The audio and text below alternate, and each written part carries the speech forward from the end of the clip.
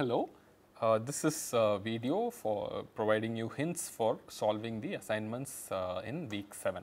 Okay, once again we have an assignment on Fourier transforms, mostly focusing on the properties of Fourier transforms and computing Fourier transform for functions using the properties. Okay. Once again you have to have with you a table of Fourier transforms and a table of properties of Fourier transforms, and that helps a lot, and I also have a table like that with me. I will so this one is a table, and I will use the table when I have to figure out some of the Fourier transforms. Is that okay? All right. So the first question in week 7 is right here in front of you. What is the Fourier transform of 2 sine squared omega naught t? Okay. So this is week 7. So if you look at the first question, f of t is 2 sine squared omega naught t, and you have to find the Fourier transform for this. Okay. So one can use the method to do this is to use the trigonometric formula to go from 2 sine square omega naught t to something involving 2 omega naught t, which does not have the square. Once it does not have the square, you can use the standard tables for Fourier transform to figure out what the transform will be. But do not forget any constants, be careful about that. You might have a 1 sitting somewhere, and you have to do a Fourier transform for 1 also. Okay, so pay attention to that, but the idea is to use trigonometric identities and get rid of the square term, and then you will be through. Okay, so that is the idea for the first question. The second question is actually a very standard question. What is the Fourier transform of the periodic function given there? And you can use the Fourier transform of cos n omega naught t and sin n omega naught t from the table, do a grouping of terms, and you will get the answer. And remember, you have to do also a Fourier transform for a naught. A naught is a constant DC term, it will have a Fourier transform as well. Okay, and you will get this answer. It is a standard procedure looking up from the table. Okay. So if you notice one thing, a periodic signal will have Fourier transform involving a lot of delta functions. Okay, so that's the thing to keep in mind. Okay, so here's another interesting one. What is the Fourier transform of f of t? F of t is given to you. Let me look at that once again. F of t is, let me go back to that, is 3 for t greater than 0 and minus 1 for t less than 0.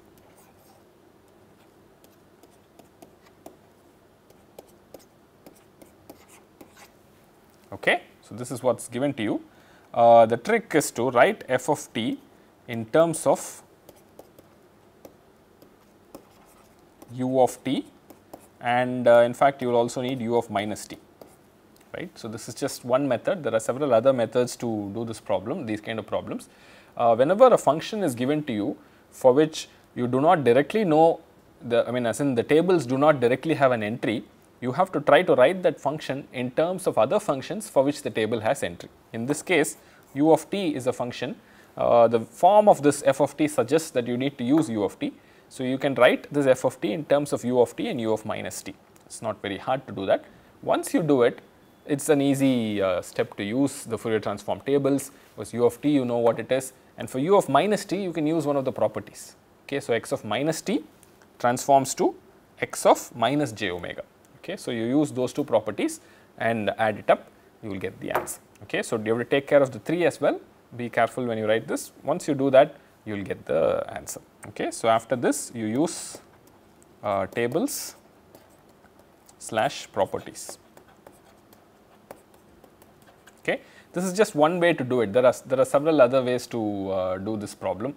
I am not claiming this is the only way. Another way to do it is to shift it down by 1 and then write it in terms of the signum function, and then use the tables for signum as well. So you could do that as well. So there are multiple ways to do these problems using different properties, using different functions. Okay, so you pick the one that you like the best, and you'll get your answer. Okay, so that's the third one. Let's go towards the fourth question. Okay, so what is the Fourier transform of the square wave shown below, periodic with period t naught? Okay, so whenever you have a periodic function, you have to go back to this formula out here. Okay, so you know this. You know the periodic function has a standard formula for the Fourier transform. So you find the Fourier series for the square wave. Okay. So, once you find the Fourier series for the square wave, you will write this f of t in terms of maybe a DC term. In this case, the DC term is going to be 0. You have to write it as 0 plus some summation of sin n omega naught and cos n omega naught. Omega naught is 2 pi by t naught. Okay.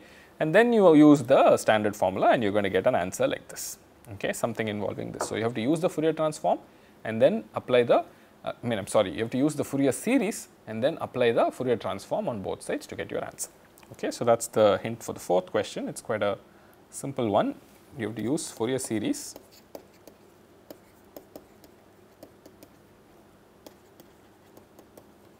and take Fourier transform on that.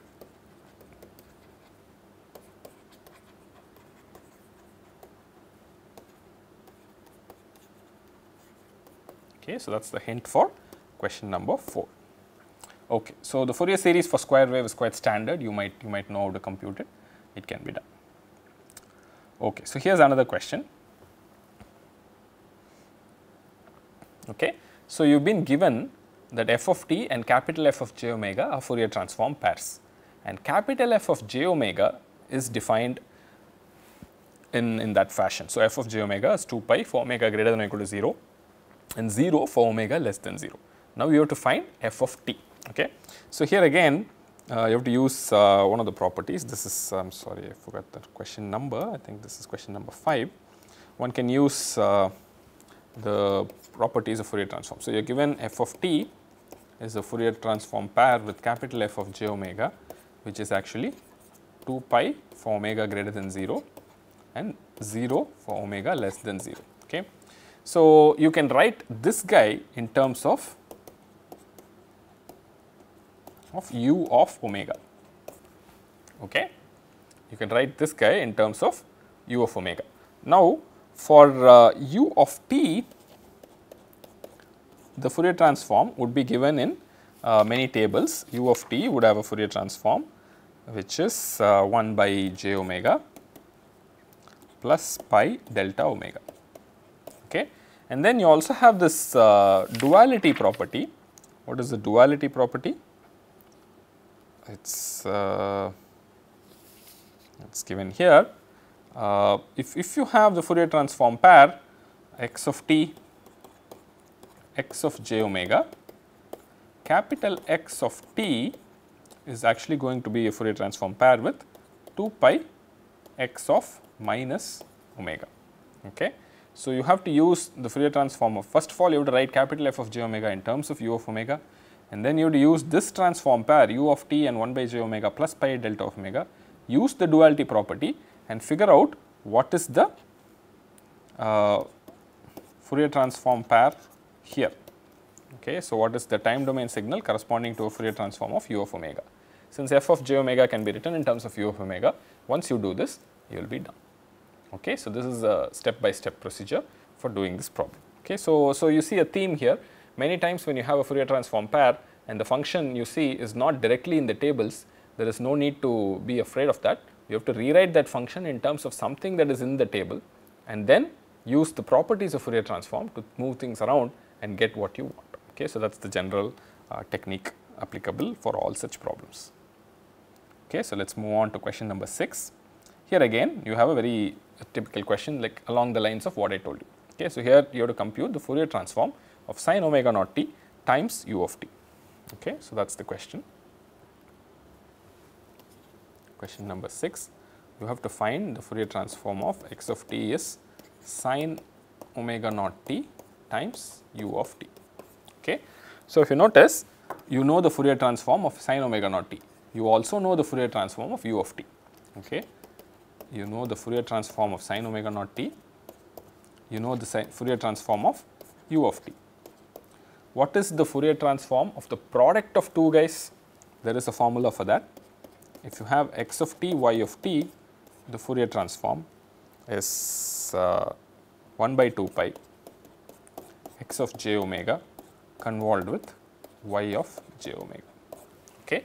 So, you find the Fourier transform of sin omega naught t, find the Fourier transform of u of t, both of these will be in tables, and then to find the Fourier transform of the product of these two guys, you use the product property. X of t times y of t is going to Fourier transform to 1 by 2 pi convolution of x of j omega and y of j omega. So, you have to evaluate this convolution. This convolution is not too hard to evaluate because sin omega naught t involves only the delta function in the Fourier transform.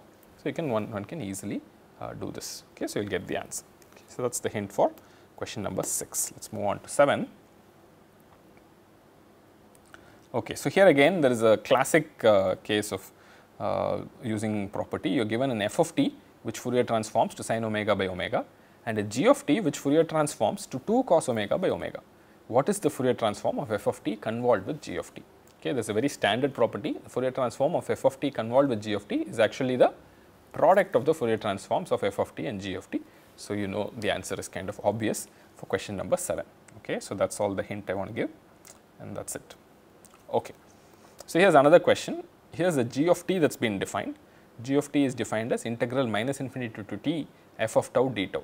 Then you are allowed to select the correct options and you can see more than one option is correct here. You might want to think about where it is going to come from. The integration property is something that you have to use. Okay. That will be one thing, and then this look at the other options. Then there might be other options also which are true. That is something to think about carefully. Okay, so this actually many tables of properties will list this property for you directly. You might be able to get one option directly from that. For the other option, you might have to work a little bit. Okay, so I want to leave it at that. It is not a very difficult question. I urge you to look at it. Okay, the next question is question number 9.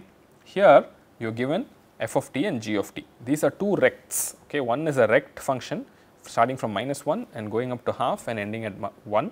The other is a rect function which is a standard rect function. Okay, and you want to find the Fourier transform of f of t convolved with g of t. Okay, so once again the best way to do it is to find the individual Fourier transform of f of t and g of t. You will have to use the table from rect and then maybe you might have to modify it a little bit using the properties to make it fit exactly, and then you just multiply those two Fourier transforms, you will get the answer. Okay, so the answer can be selected from 9. For 9 as well, I am going to leave it at that. Let us move on to 10th. The 10th question says integral minus infinity to infinity f of t dt is equal to 0. Okay, and then g of t is actually the integral from minus infinity to t of f of tau d tau. So, g of t is another function of t which is the integral of f of t. If the value of f of j omega at omega equal to 1 is 2j, what is the value of g of j omega at omega equal to 1. Okay, so, this is actually a very simple problem. You have to take the property, the integration property of Fourier transform, figure out what the capital G of j omega is in terms of the f of j omega, and the information given here is enough to determine g of j omega given omega equal to 1. Okay, so, it is a straightforward use of the property and you have to apply the property and you will get the answer. Okay, let us move on and look at the question number 11. Okay, this is an important question. In terms of properties of LTI systems. If you have a sinusoidal input to LTI system with a certain frequency response, the output is going to be a sinusoid. We know that the amplitude can be scaled, the phase can be shifted, but the output will be a sinusoid. Okay, and let y of j omega be its Fourier transform, the output of the Fourier transform of the output, and you have to select the correct options, and you might be able to do this. So, you can see clearly one of the options will be correct, and this is just a standard formula for the output. The output of a LTI system is a convolution of x of t with the impulse response. In the Fourier domain, the output Fourier transform of the output is the product of the Fourier transform of the input and the system functions. Okay, so, it's an easy calculation to do and you will see how one of these things is correct or incorrect. Okay, so, let us move on to question number 12. Okay. Okay, so, this is again the classic property that I told you. You have to write down the product and then you have to remember that Fourier transform is actually a complex number. So, you have to deal with the amplitude separately and the phase separately, you will get the answer. Okay, so, it is easy enough, we will leave it. Okay, so, for 13, 14 and 15, okay, so I am not going to give you detailed hints, okay, or try and solve it. The reason is in the lectures questions 13 to 15 are discussed in great detail.